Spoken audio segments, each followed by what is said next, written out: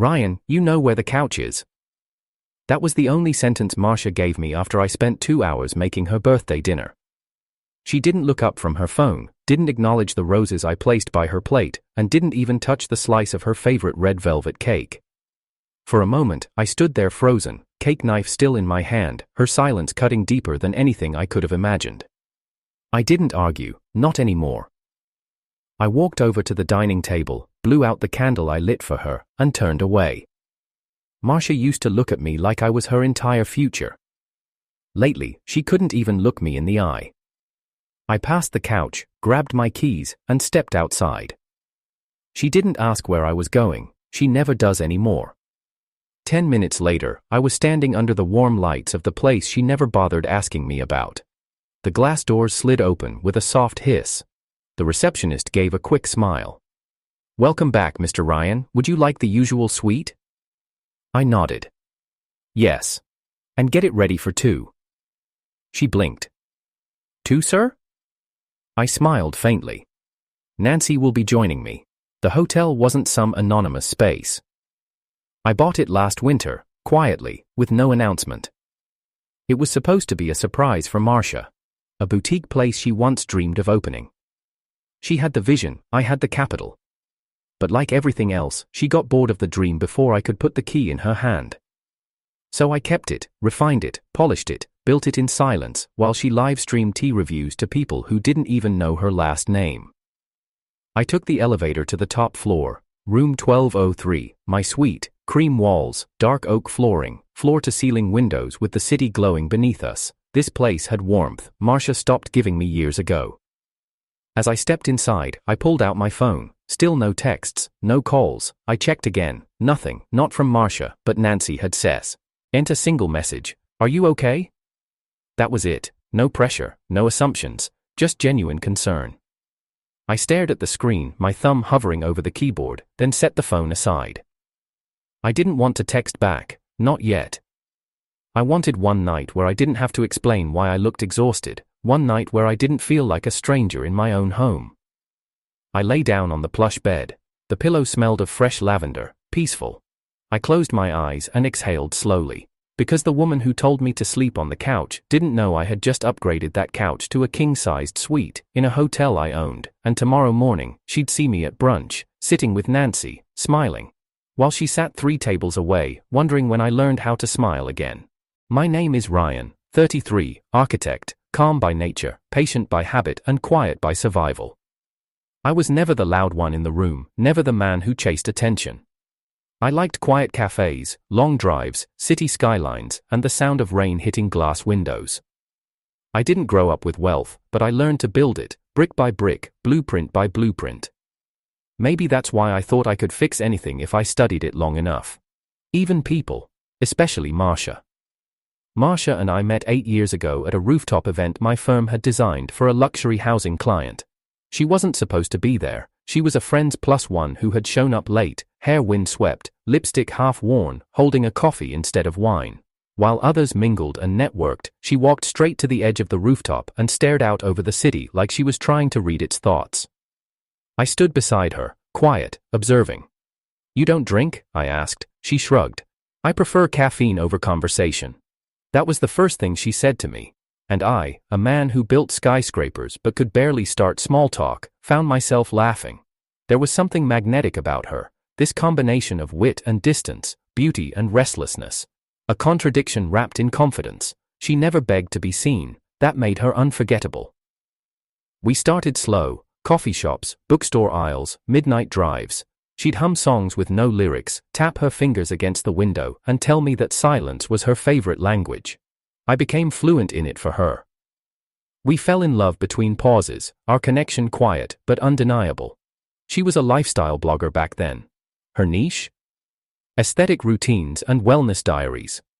I helped her shoot content, held ring lights in weird angles, drove her across town for soft light brunch spots, listened to her talk about engagement analytics like it was poetry. Back then, she adored me. Told me I made her feel grounded. I adored her too. Told her she made the world brighter. We moved in after 2 years, married in our 4th. And for a while, it felt easy, not fairy tale easy, but real, solid. She'd laugh at my morning grumpiness, steal my hoodies, press her cold feet against me at night. I'd make her chamomile tea when she was anxious, rub her shoulders when she was editing late. We had flaws, but we didn't hide them. We grew around each other's sharp corners. And then, something shifted. At first, it was subtle, the way she stopped waiting for me to come home before eating. The way her stories became shorter, edited down to just a lot of stuff, whenever I asked how her day went. The way she started saying, "I need space," without ever explaining what that space was for. I tried to adapt. I thought she was stressed, burnt out. I gave her time, gave her room, gave her silence. What I didn't realize was that I was giving her an exit. One slow inch at a time. By our 7th year together, I had memorized the rhythm of her withdrawal. When she said, "I'm fine," it meant don't ask. When she said, "I'm tired," it meant don't come close. She started talking to her phone more than me, not secretively, just indifferently. She'd scroll past me like I was a part of the furniture, and slowly, I began to shrink in my own home. I began to count the number of times she looked at me and wondered what she saw. I don't think it was love anymore. We didn't have explosive fights, that would have meant passion. No, what we had was worse, a cold war of skipped conversations, stiff dinners, and separate nights. She started sending me to the couch more frequently, like it was a reset button she could press whenever I got too much. I never yelled, never refused. I didn't want to lose her, so I kept accepting less. That was my mistake. Enter Nancy. Nancy worked as a project coordinator on one of my firm's biggest commercial remodels, efficient, sharp, quiet, but in a different way from Marcia. Where Marcia's silence was a wall, Nancy's was a room you were welcome to sit in. She never pried, never flirted. She asked questions like, "How's your sleep lately?" and meant it. She remembered small things, how I took my coffee, which classical songs I played while sketching, that I hated parallel parking but still refused to let valets do it. One rainy night, while we waited for a delayed client presentation, she handed me a cup of ginger tea and said, "You look like you haven't talked to someone who listens in a while." I didn't reply, but she wasn't wrong. Still, nothing inappropriate ever happened. Not a touch, not a glance. I made sure of it, because even though Marcia was fading from me, I wasn't the kind of man who broke what he vowed to protect, but Nancy's presence reminded me of something I had forgotten, what it felt like to be seen. And the cruelest part?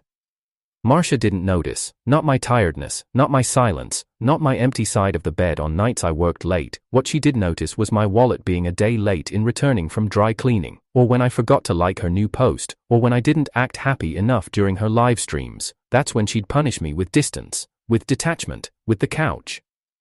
The final night was her birthday.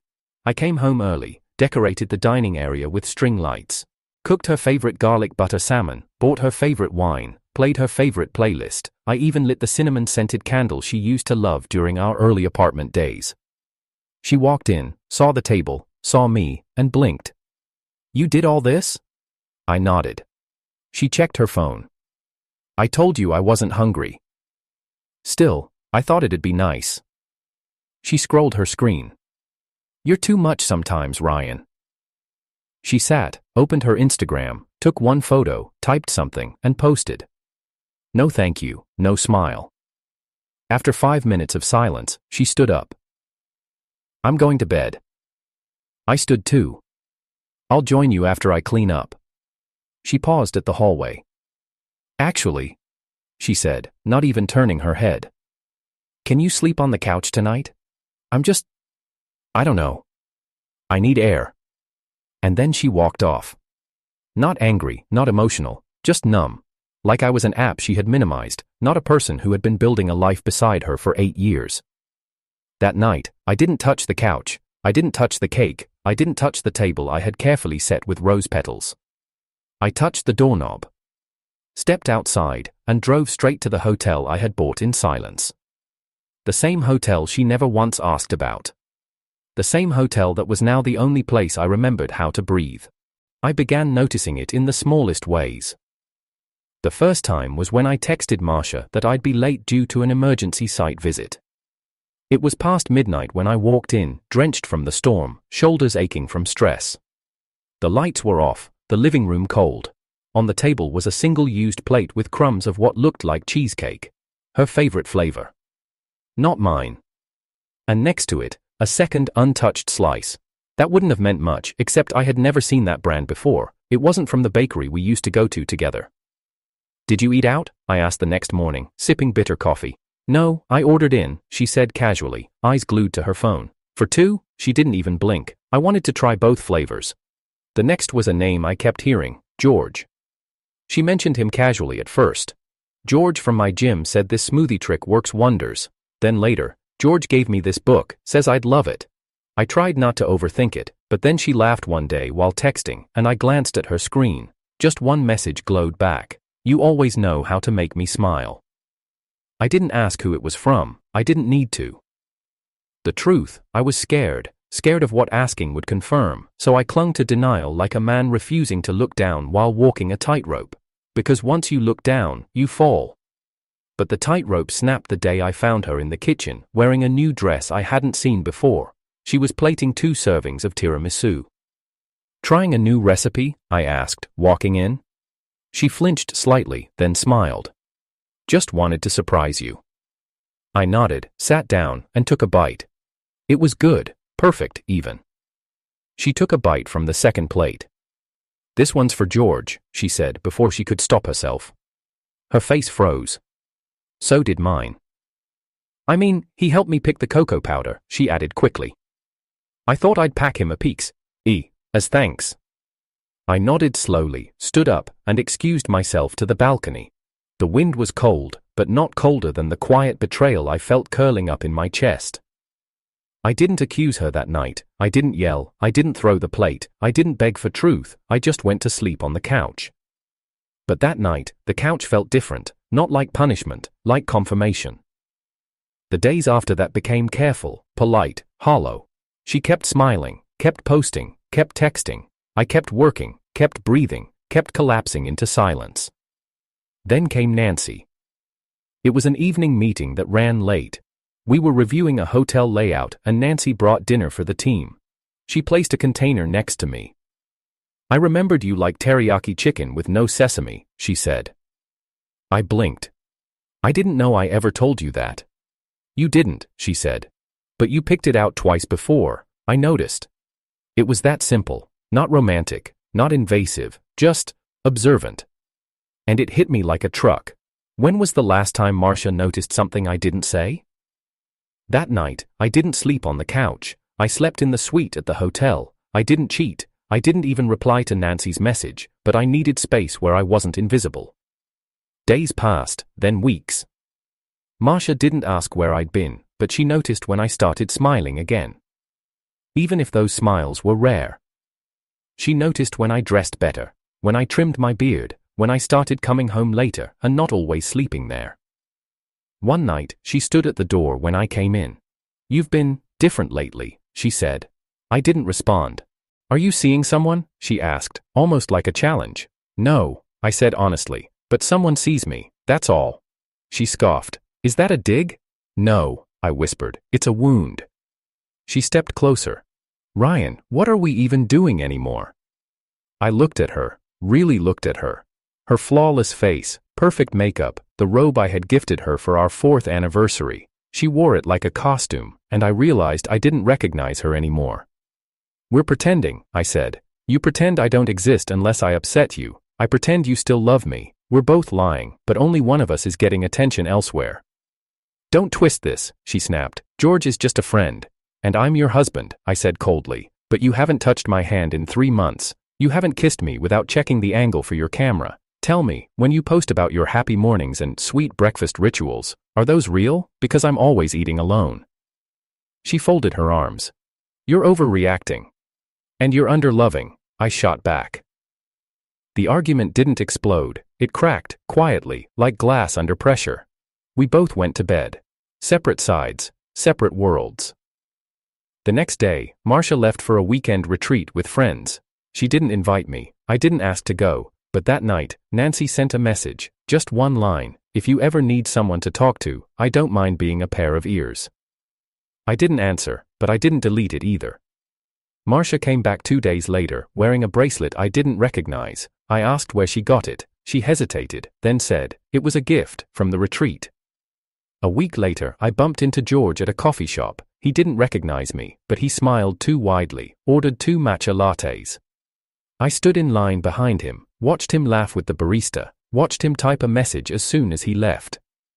I paid for my coffee, stepped out, sighed, and walked back to my car.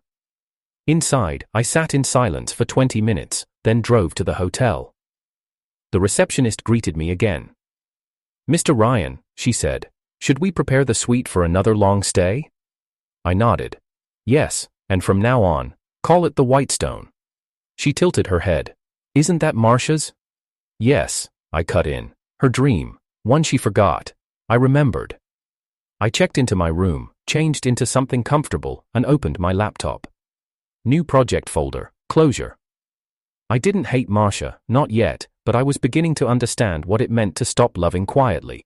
I don't remember when it started, this heaviness in my chest that never quite lifted, not grief, not anger, just weight, like I was dragging something unseen behind me every moment of the day. It wasn't loud, it didn't scream, it was subtle, quiet, but always there. Some days, I'd wake up before the alarm, lie in bed, and stare at the ceiling with the soft knowledge that I didn't belong in that space anymore. Marcia would still be asleep, curled toward the window, her back to me like she was shielding herself from my presence. I never woke her. I'd just rise, shower, make 2 cups of coffee, leave hers where she liked it, by the fruit bowl, then go to work without a word. Sometimes she drank it, sometimes she didn't. That was our intimacy now. Uncertain sips and unspoken questions. I stopped trying to fix it. I had run out of glue. The day I caught her whispering on the balcony, laughing softly into her phone, everything inside me felt like static.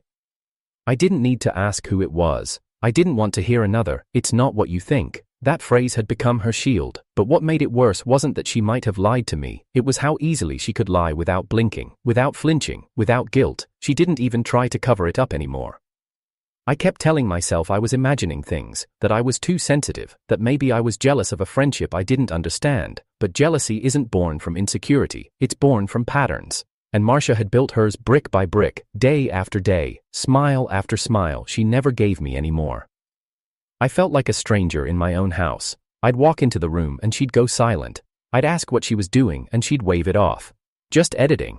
Just texting Nancy. Just something for work.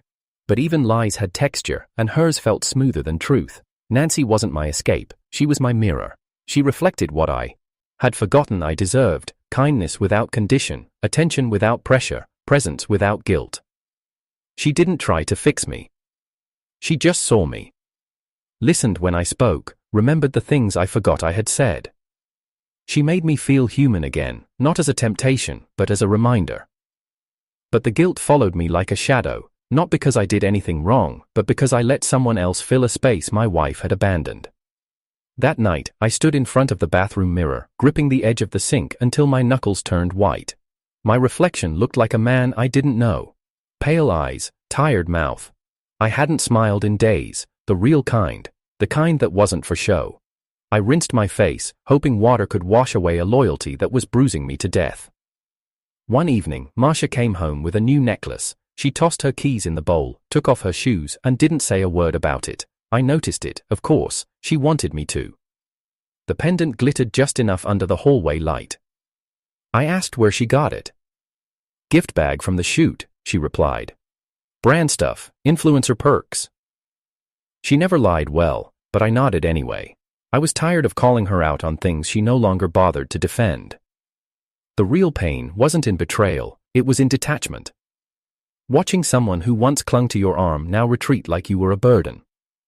She didn't argue anymore, didn't fight, no raised voice, no slammed doors, just exits. That kind of quiet eats at you. Every time she walked past me without looking, it chipped away a little more. When she posted stories of her perfect life, it felt like watching a version of our marriage I didn't belong to. Her captions talked about love, gratitude, self-care, while I sat in the other room, wondering if she even remembered what my voice sounded like when I wasn't saying good night. I started staying at the hotel more often. The staff didn't ask questions, they welcomed me like a guest instead of a ghost. The suite became my retreat, not from her, but from who I had become around her. I would sit by the window, glass in hand, watching lights shimmer over the city, and wonder how many people were quietly suffering behind glowing apartment windows. How many men were being turned into shadows in their own homes. One morning, I watched her laugh at her phone, fingers moving fast across the screen. I asked who she was texting. She looked up. "It's not important." "Then tell me." "It's just George. He's going through something." I nodded, biting the inside of my cheek. "And I'm not?" She sighed. "Not everything is about you, Ryan." "No," I whispered. "It used to be about us, but now, it's just him." She walked away. I sat down at the table, stared at my untouched toast, and realized I hadn't shared a real conversation with my wife in over a month. I started replaying memories. Our honeymoon in Bali, her laughing with her feet in the pool, the way she once said, "Don't ever let me go quiet on you, okay?" I smiled bitterly at that, because now that she didn't even seem to notice, and I had learned to live inside that silence. Nancy called me once, just once. I didn't answer, but I listened to the voicemail. "Hey, I know you probably don't want to talk right now. I just wanted to say I'm here. Not for anything complicated, just, if you ever want to be heard, that's all." I sat with that message for an hour. And for the first time in months, I cried. Not because of Nancy, but because I didn't remember the last time Marcia had said anything like that. My mother called 2 days later. "How are you, Beta?" she asked. "I'm okay," I replied automatically. "You don't sound okay." "Just tired." She paused. "Is it Marcia?" I went quiet. Did she do something? I almost said yes, almost unleashed every hurt, every moment, but I didn't. "She stopped seeing me," I said instead. My mother was silent for a long time, then she said, "When a woman stops seeing her husband, it's not always another man, sometimes it's because she stopped seeing herself beside him." "What does that mean?" I asked. "It means maybe she forgot how to be your partner, or maybe she stopped wanting to be one." The line went dead quiet. I stared out the window, thinking about what I had become to her, a routine, a couch, a placeholder for when the world stopped applauding. A man she could silence, delay, and distance, but never truly dismiss. I was too stable to be exciting, too consistent to be desired. That night, I sat at the hotel again, alone. A knock came. I opened the door. It wasn't Nancy, it wasn't Marcia, it was room service. A small mistake, they thought I ordered tea. I hadn't, but I drank it anyway, because for the first time in weeks, someone brought me something warm. It was a Saturday morning when the second twist landed like a silent bomb, not a scream, not a discovery, just a quiet realization that something had broken beyond repair, and it wasn't mine to fix anymore. Marcia had left early for a supposed brand shoot. She didn't tell me the time or the location, just tossed on a white dress, curled her hair for the first time in weeks, and said, "I'll be out all day, don't wait up." I was making coffee when her phone buzzed on the counter. She had forgotten it in her rush. That alone was unusual. Marcia never left her phone behind, especially not when it was her main tool for work, for content, for constant validation. The screen lit up. "George. I booked the room, top floor, just like you said." My hand didn't move, my breathing did, tight, shallow, slow. I didn't touch her phone, I didn't need to, the message was already enough. "Just like you said." For a moment, I thought maybe I was misunderstanding again, maybe this was work-related, maybe the hotel was for a project or a content collab, but I had spent too long excusing things that didn't deserve excuses. This wasn't business, this wasn't professional, this was a secret, and I had just heard its heartbeat for the first time. I didn't call her, I didn't message, I just walked out. Not to the boutique hotel I owned, but to the one I suspected. There were only a handful of upscale hotels nearby with a top floor and the kind of ambiance Marcia usually bragged about. I visited 3, the 4th gave me the confirmation I didn't know I was ready for. When I walked in, the concierge greeted me politely. I handed over my card. "I believe a reservation was made under George's name, but I'd like to verify something on his behalf." She hesitated. "May I ask your relationship to the guest?" I smiled. "He's my wife's close friend." Something flickered in her eyes. She typed, then nodded. Yes, top floor, room 1905. I nodded. "Thank you, no need to send anything up." I didn't go upstairs. I didn't need to. I just stood in the lobby, staring at the glowing elevator numbers, rising, pausing, stopping on 19. Then I turned and left. My mind felt both numb and vividly alert. Every footstep on the pavement echoed with a question I couldn't shake. How long had I been this blind? At the boutique hotel I owned, I collapsed onto the sweet couch, still wearing the same clothes, not even bothering to loosen my tie. I stared at the ceiling fan, watching it spin, slowly, endlessly, the way my thoughts did. I knew now that something had happened. Maybe not the final betrayal, maybe not a kiss, maybe not a bed, but the emotional shift had already occurred. Marcia had stepped across the line in her heart, and that was enough. Nancy called. I didn't answer. Again, then she messaged, "Ryan, I don't know what's going on, but whatever it is, don't carry it alone." It took me hours to reply. When I did, I wrote, "She left her phone, I saw the message, it was him, it's real now." Nancy didn't try to say it would be okay, she didn't say, "I'm sorry," she just responded with one thing, "Come over, not to escape, just to breathe." I didn't go, I couldn't, not because I didn't want to, but because even in betrayal, part of me was still holding on to the ashes. I spent the next day in silence, then the next. Marcia returned home late Sunday night, humming a soft tune under her breath. Her hair was messy, but her lipstick still fresh. She walked in like nothing had happened, like the weight that was suffocating me didn't even exist in her world. "Everything okay?" she asked, pulling off her heels. I looked at her, searching her eyes for something real. She blinked. "What?" I stood up. "I know about the room, Marcia." For the first time in weeks, I saw her expression freeze. Her hands stopped moving, her breath caught. "What room?" she asked, too slowly. "Don't do that," I said. "Don't insult me with confusion. George booked a room, top floor, you told him to." Her mouth opened, then closed, her eyes flicked to the side, calculating something. "Nothing happened," she said softly. "We just talked, I needed clarity, space, it wasn't—" "You made me sleep on the couch," I whispered, "so you could get clarity in a hotel suite with another man?" She stepped forward. "Ryan, listen, please, I didn't cheat, I didn't cross that line, I just—" "George is someone who listens, someone who's been there for me, I felt seen, and—" "You felt seen?" I interrupted. "By him?" I laughed, short and bitter. "Do you even realize how far gone we are that you don't even notice how I've been disappearing?" Tears welled in her eyes. "I didn't mean to hurt you." "But you did," I said. "And I don't need you to confirm where the damage ends, the fact that I have to ask tells me where it starts." She reached for my arm, I stepped back. "I didn't sleep with him. But you thought about it." Her silence confirmed more than any confession could. That night, I didn't sleep at the hotel, I didn't sleep at home, I drove for hours. Window down, air freezing, mind burning. By the time I returned to the hotel parking lot, the sun was rising. I checked my email. My divorce lawyer had responded. He had drawn up the initial papers I never thought I'd use. I opened the document, stared at the blank signature line.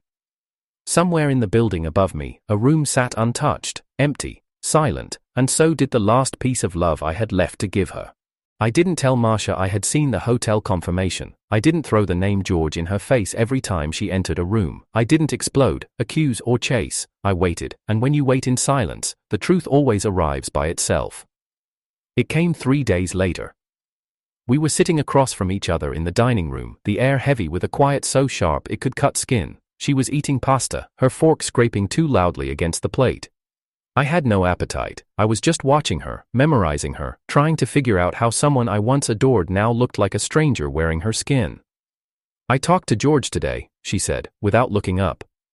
I didn't flinch. "Did he enjoy the top floor view?" Her fork paused, her eyes slowly lifted. "You knew." "I've known." "And you didn't say anything?" "What would you have said if I did?" I asked, voice calm. She blinked fast. I didn't cheat." "You keep saying that like it's a badge of honor," I said. "Like staying just 1 inch from betrayal makes you innocent." She pushed her plate away. "Ryan, I didn't plan this. I didn't wake up one day and decide to disconnect from you. I just drifted. And he was there. He listened. He made me feel like I mattered again." I nodded. And did you ever wonder what it felt like for me? Watching the woman I married vanish one habit at a time, watching her eyes light up for someone else, sitting on the couch night after night, trying to figure out if I did something to make you stop loving me. Her voice cracked. I never stopped loving you. Then you have a strange way of showing it, I said, standing up. You love me like a person loves a bookshelf. Useful, decorative, silent. She stood too. That's not fair. No, I said, turning to face her fully. What's not fair is how I made plans for our future while you made reservations for hotel suites. Her hands trembled. I didn't sleep with him. But you shared something deeper, didn't you? I said. You gave him the parts of you that used to be mine. Your laughter, your thoughts, your silence, your dessert recipes. You made space for him in your day. You gave him emotional rent-free access to everything sacred in a marriage. She broke. She covered her mouth, staggered back a step. I didn't mean to. You did, I said, quiet but sharp. You just didn't think I'd notice, or maybe you didn't care if I did. She collapsed onto the chair. What do you want from me? I want honesty, I said. Real honesty. Tell me what happened in that hotel room. Marcia looked up at me, her lips parted, her voice dropped to a whisper. We talked. We hugged. We kissed. That's it. That was the final thread, not because it was the worst thing she could have done, but because she lied about it for so long. I sat down slowly. Do you love him? No, she said quickly. It was confusion, emotion. I regretted it the moment it happened. Then why did you keep talking to him? Her silence was answer enough. I reached into my bag and pulled out the divorce papers. Her face paled before I even placed them on the table. No, Ryan, no, please. I slid them over to her side. I already signed. All that's missing is yours. She didn't touch them, just stared at them like they were radioactive. Ryan, we can fix this. No, Marcia, I said, voice heavier than I expected. We've already burned through the glue. This isn't broken, it's buried.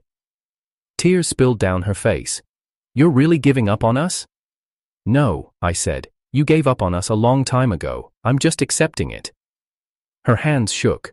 Please, don't do this. I can cut him off. I already have. I'll delete everything. We can go to therapy.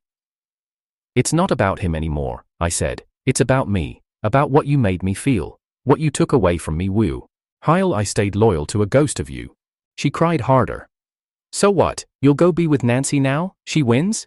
I looked her dead in the eye.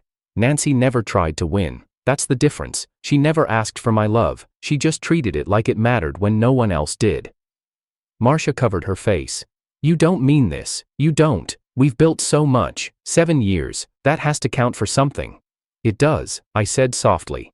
It counts as proof of how long someone can bleed and still try to walk.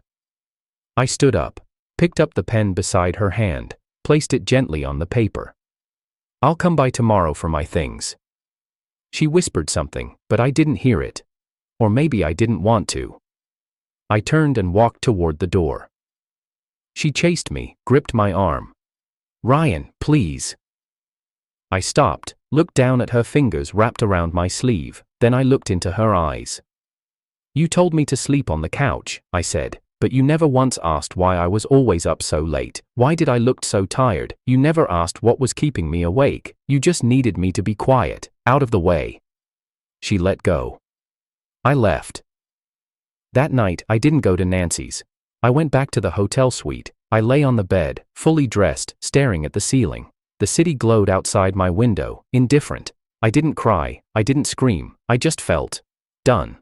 Like a chapter had ended, not with a bang, but a still breath that echoed longer than any fight ever could. In the morning, I got a message from Marcia, no words, just a photo, the papers, signed, and below that, you were never the problem. I stared at it for a long time, then deleted it, not out of anger, out of mercy. 2 weeks passed. 2 weeks since Marcia signed the papers, 2 weeks since I moved out of the house I once called home, 2 weeks since I last heard her voice, no angry messages, no apologetic voicemails, no last-minute reversals. The silence was a relief. But I wasn't done. Because closure isn't just walking away, it's building something so untouchable that the people who discarded you end up watching from the sidelines, realizing too late what they lost. And for Marcia, that came the day I announced the launch of the Whitestone Hotel. It went viral instantly. Not because of my name, not because of my reputation, but because the concept was strikingly familiar to her followers: the aesthetic, the color tones, the floral layout in the lobby, the custom dessert bar in the cafe. All things she once dreamed of doing. All things I remembered, even when she forgot me. The twist? Every soft detail she once posted about in her mood boards had quietly become real, under my name, not hers. I didn't do it to hurt her. I did it to remind myself I could still create beauty, even if she tried to make me feel invisible. But karma had its own sense of humor. A popular lifestyle influencer reposted the Whitestone's grand opening video. It trended. Within hours, hundreds of Marcia's own followers were commenting things like, "Isn't this your old idea? Wow, someone actually built it. Looks like what you always talked about but never launched." She went silent online for 4 days. I knew because I still had her muted, not blocked. I didn't want her to know I'd stopped caring. That was part of the revenge, letting her feel the absence of being watched. Nancy visited the hotel on launch night. She wore a soft emerald dress, not flashy, but grounded. She brought a book instead of a phone. While everyone else snapped photos for their stories, she sat on the rooftop lounge and read quietly, occasionally glancing at the moon like it was a friend she hadn't seen in a while. I walked over with 2 drinks, hers, green tea, mine, neat bourbon. "You always know," she smiled. "I remember," I said. She looked at me. "Are you okay?" "I'm finally something better," I said. "I'm free." And I meant it. But freedom has its shadows. The next day, Marcia's name appeared at the front desk. She had booked a standard room, not the suite, not anything special, just a quiet room under a fake name, but her ID confirmed what I already suspected. I told the receptionist, "Let her check in, don't upgrade, don't offer champagne, treat her like everyone else." It wasn't cruelty, it was balance. She walked into the lobby 10 minutes later, sunglasses on, scarf wrapped loosely, clearly hoping not to be noticed. But I saw her, she saw me. We didn't speak. She took her key, went to her room, stayed for 2 hours, then left without a word. Later that evening, she posted a story of the Whitestone flower wall, captioned only with, "Dreams look different when someone else is living them." I didn't repost, I didn't respond. But the world did. Her followers noticed, her engagement dropped, quietly, subtly. Brands that once lined up for her attention started redirecting to newer faces, people who showed consistency, not conflict. And George? He tried to contact me, sent a message through a mutual acquaintance. "Ryan, can we talk? I want to clear the air." I didn't answer, but I mailed him something. An invitation. To the soft launch party of Whitestone's second location, on the opposite coast. Inside the envelope, a gold-plated card that read, "You helped her lose me, now watch her lose herself." No name, just the logo of the hotel etched into the corner, a slow-burn signature she'd recognize anywhere. He never responded. A week later, the papers were finalized. I was officially divorced. I didn't throw a party, I didn't announce it. I just sat in my suite that night, ordered quiet jazz through the built-in speakers, and opened the window to the city breeze. Nancy joined me for dinner. Not as a replacement, not as a conquest, but as someone who had watched me come undone and hadn't looked away. Over dessert, she asked, "Do you regret it?" I thought about it. "Not anymore," I said. "I regret waiting as long as I did." She nodded. "So what now?" I smiled. "Now, I build. Not for revenge, not to make anyone jealous, but because the best apology to yourself is building the life someone else failed to imagine with you." Weeks passed, then months. Marcia faded from headlines, her posts became sporadic. Rumors swirled of depression, rebranding, a failed collab with George that tanked after their chemistry dissolved under pressure. I didn't gloat, I didn't watch it play out. I let the silence do its work. And it did. 6 months after the divorce, I received a handwritten letter. It wasn't begging, it wasn't bitter, just 6 sentences.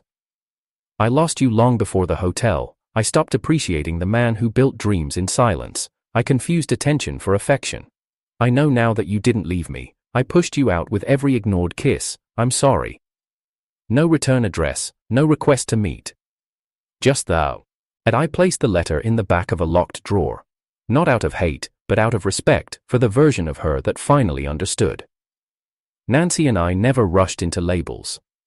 We walked slowly, talked more, shared space without pressure. She never asked about Marcia again. I never had to explain. We were two people who had been broken differently, but mended by clarity. One evening, as we sat on the rooftop of the second Whitestone, she said, "You know, you never told me what made you finally let go." I thought about the couch, about that cold night, about the vase I bought her that she never used, about the plate of tiramisu she packed for another man. I looked at Nancy. "She told me to sleep on the couch," I said, "but that night I realized I owned the whole building." Nancy laughed softly. "And now?" I leaned back in my chair, the lights of the city stretching beyond us. "Now," I said, "I'm designing something that can never be taken away again." And that was it. That was the moment the story truly ended. Not with anger, not with revenge, but with a blueprint no one else could steal: peace.